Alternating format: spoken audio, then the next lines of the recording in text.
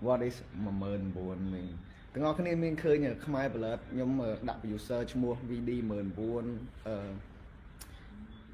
slide 19000 slide ហ្នឹងគឺមុតភិរិន shout out ទៅមុតភិរិន producer ចាស់របស់ខ្ញុំដែរហើយសង្ហា19000ដែរនិយាយទៅ19000ហ្នឹងគឺជា nickname ទី1របស់ខ្ញុំដែលខ្ញុំធ្លាប់មានតាំងពីខ្ញុំ start ជាមួយនឹងចម្រៀងមកហ្នឹងគឺជា nickname ទី1របស់ខ្ញុំ